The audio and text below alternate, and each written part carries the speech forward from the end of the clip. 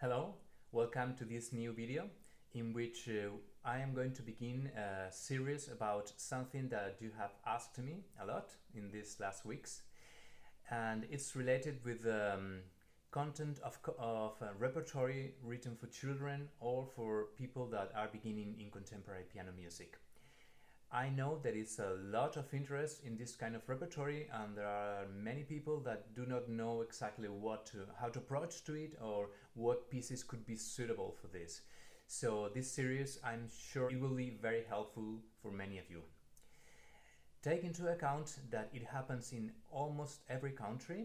I have traveled to very important cities in the world where it happens also, that it's not so frequent that people know about contemporary piano music even in big conservatories.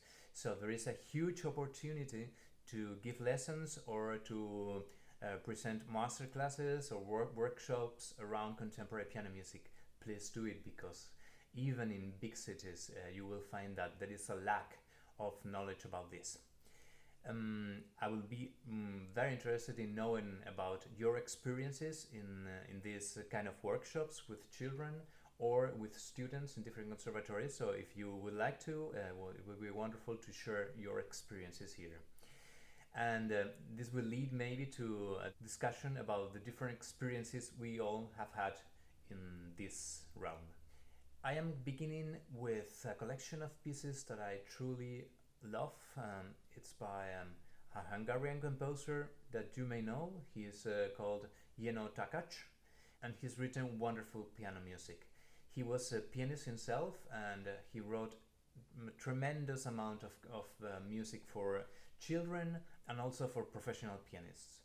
The series I'm going to introduce to you is called Sounds and Colors. You may find it also in German because it's published by Doblinger, and it will be Klänge und Farben. And this collection is made of 15 different pieces. All of them are just wonderful, are truly gems. So please go for it. I will put a link in the description where you can find the score. It's beautifully published by Doblinger. Go for it and enjoy it with the students and for yourself, because it's a wonderful collection of pieces. It has a very strong influence of the music by Bela Bartok, but he goes a little bit beyond, and this is the part that interests me more, because he uses a little bit of strings of the piano and things like pizzicati or dampened sounds or many different things. So these are the pieces that are more interesting for me, but the rest of the pieces, those which are very in the style of Bela Bartok, or also some others reflect the virtuosistic language of traditional piano music, like Franz Liszt. Every one of these 15 pieces is truly worthy. So to begin with this series, I'm going to introduce you a couple of pieces, and I will continue in the next video, or maybe two next videos, talking about different pieces that are more in the contemporary style. The first one is actually the first piece of the collection, and it's called Study in Sounds. The piece uses two dampened sounds. I'm sure most of you know about it, but just for those of you who never played a dampened sound, basically what it is that you place a finger on the string and you dampen the sound of it. The right way to do it is to do it right at the end of the strings, where the A graphs are, this part right here. So you touch the A graph and you put a lot of flesh on the string. If you just put a little bit right at the end, it doesn't sound so dampened. It's very pure sound. But if you put a lot of flesh, then the sound is perfect. If you go a little bit beyond, not touching the A graphs, but a little bit beyond, then the sound is a little bit distorted by the harmonics. So be sure, if the composer writes for dampened sounds, normally you just go to the end and put a lot of flesh. Not necessarily a lot of pressure, but a lot of flesh against the strings. So this will be the sound. So at the beginning he writes down in the score with diamond head the two sounds that are dampened, the G and the A. You don't have to play those notes there. The piece begins right after, where it says piano. Okay, the piece is very simple. I love it because of this. As you already know, I love simple music that works wonderfully, as this one. And it belongs also to this kind of writing that I was talking in a previous video, the proportional notation. In this case, you find a very clean score where there is only two kinds of materials. One is the dampened sound with just notes that form a melody, a very simple melody, and then you have another sounds that are no dampened that form also a melody. And then they begin to talk to each other. That's all in the piece, basically.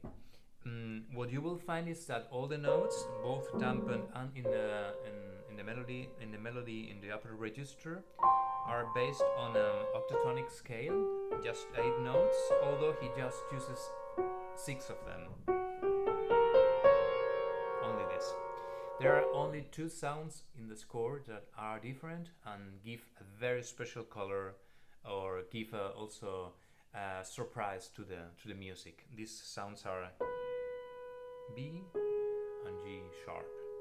Okay, the material is extremely simple, and as we talked in the previous video about proportional notation, you will try to follow the space between the notes and play more quickly if they are closer and slower if they are more distant from one another.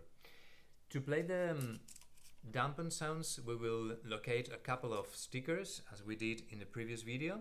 So one would be in the G and another one would be in the A.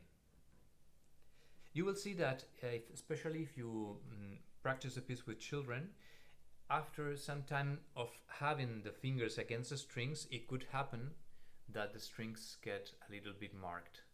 It could be painful for children, so if this happens, just use a big rubber, and you will see how I did it with my daughter in a small clip that I will add at the end of this video. So once we have marked both strings, we can lift the fingers and release the tension, and then when we have to play them, we go again down. And there is a place right at the center of the piece where you have a pizzicato note with a nail. It can be done really, really strong. If for some reason doing it with a nail is a bit uncomfortable, you can use a plectrum, a pick, or whatever material instead of a nail. You may also like to improvise a little bit with this very simple material before practicing the piece. It's very fun because you just have to play a little melody here and just follow in this register, or sometimes in this, with these 6 notes of the octatonic scale, and that will be enough. Let's listen to the piece.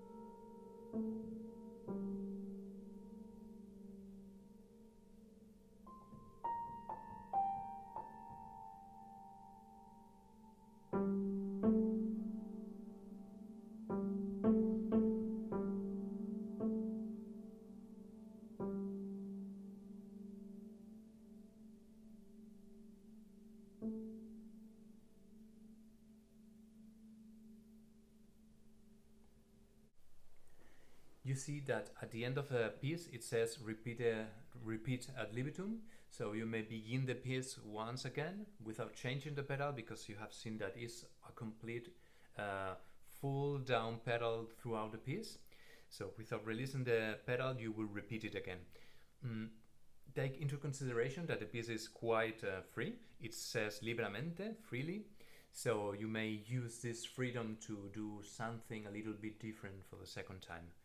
I mean, you have certain rules. You cannot invent anything, but there are some possibilities to express yourself maybe a little bit slower or with a little bit more of intention, as you like. The second piece that I want to introduce to you is a little bit more advanced in the book. It's named as a collection. It's called Sounds and Colors. This is a very different piece, and I'm very interested in this because there are not so many pieces that use this style for beginners. This will be the style close to the music by Anton Webern, for instance, and it's music where there are lots of silences and they are very important, and there are not so many notes.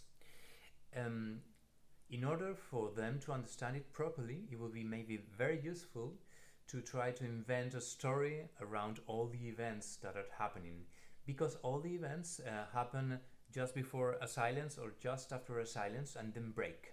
And then it seems like there is no connection between one and the other, and the work of ours will be to try to connect with some intention what has happened with what is going to happen afterwards, even though there is a long space in between.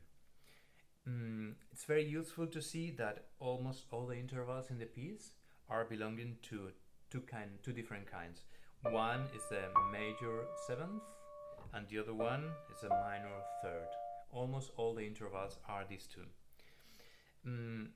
Also take into consideration that when he presents a material, like at the beginning, these three notes, if you play them close in the same octave, they form a cluster. In this way, you will remember it more easily, because he does this all the time. Or afterwards. In this way, you will see that it's a small cluster and all the material is around those notes. He does it here. Always small clusters.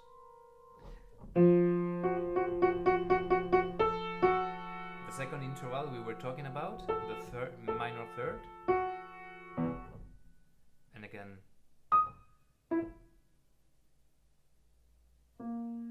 he does here again the same thing. All the notes are just these three, and here he presents only minor thirds that form a diminished seventh chord, both here and here. So again, these intervals all the time. He answers with the same intervals, just minor thirds, and here combines the major seventh with the minor third and the major seventh again. He introduces a very big surprise right at the end, and then another different material.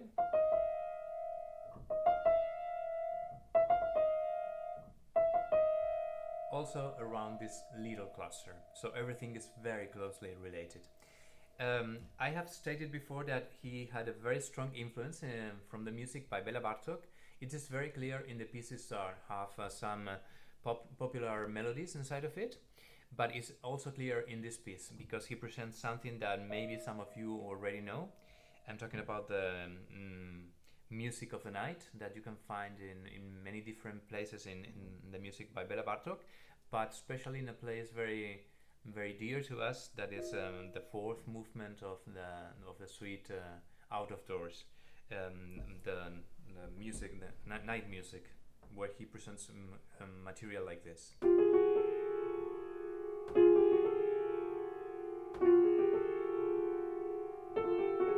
Basically it's the same idea, but a little bit easier.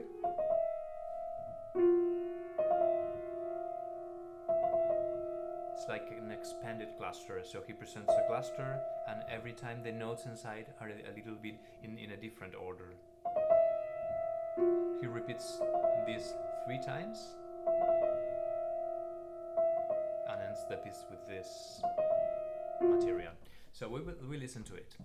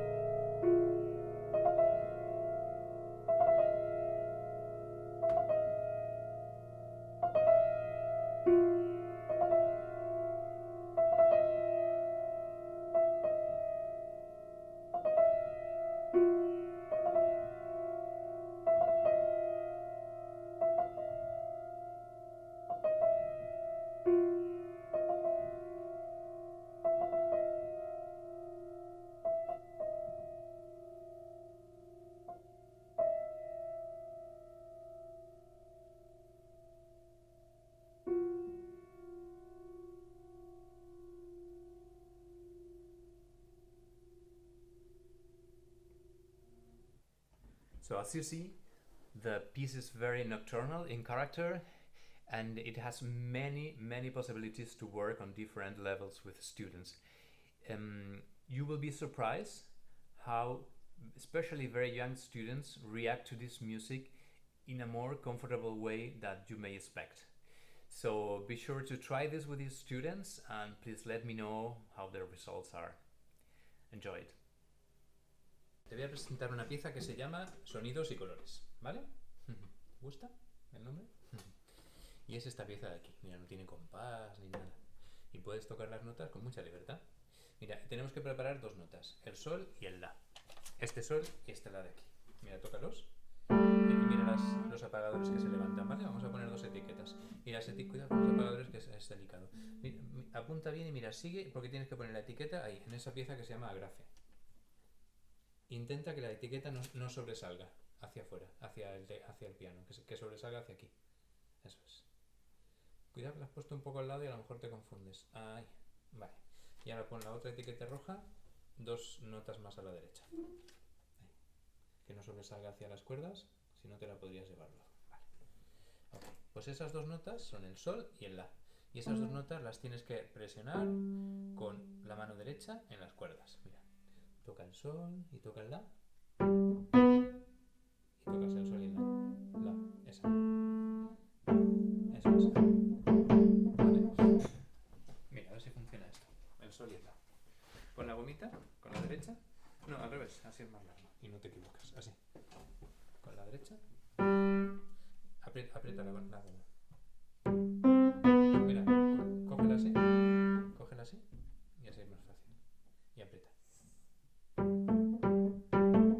Siempre es el sol y el la, ¿vale?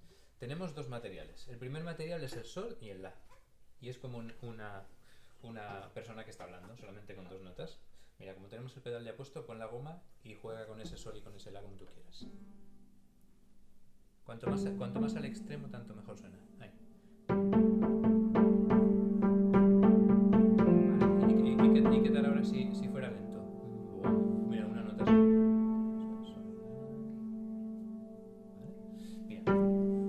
Fíjate lo que hace. Mira, cógelo con la mano derecha y fíjate lo que hace. Hace sol, la, suavecito. Prueba.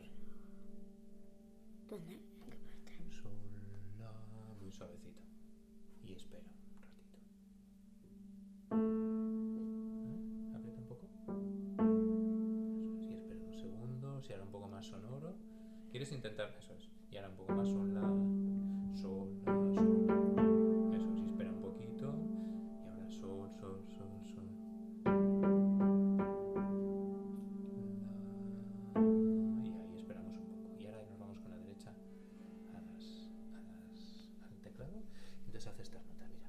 Si bemol, sol, lentito, si natural. Y otra vez sol, si, re, si. Vamos a aprendernoslo. Si, sol, si, re. Como en sueños, como si fuera una nube. Sol, si, sol, si,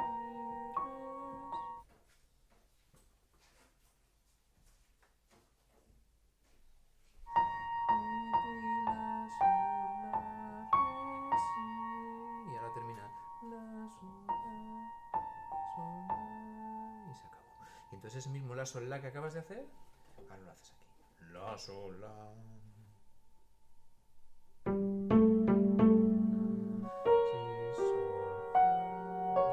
Y ahora de repente hay una gran sorpresa porque te vas, quitas la goma y tocas con la uña la que hay en medio de las dos pegatinas. ¡Fuerte! Vamos a probar otra vez.